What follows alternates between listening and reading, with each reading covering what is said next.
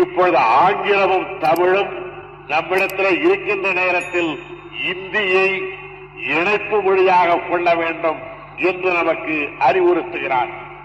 பெரியவர்கள் சொல்வதாலே சொல்லுகிறார்கள் என்று மட்டும் சொல்லக்கூடாது, அறிவுறுத்துகிறார்கள் என்றுதான் சொல்ல வேண்டும். அது உண்மையிலே அறிவின்பாற்பட்டதானால் ஏற்றுக்கொள்வதில் தமிழன் எப்பொழுதும் தயக்கம் காட்ட மாட்டான். ஏனென்றால் தமிழன் தான் சொன்னான், யாதும் ஊரே யாவரும் கேளீரன்.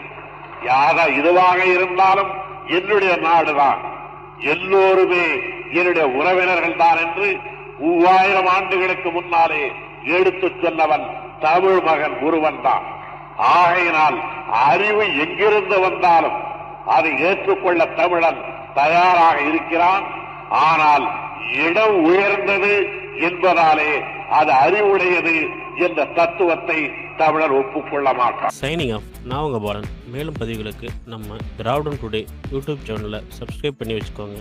நாளைக்கு புதிய பதிவுடன் வரேன்.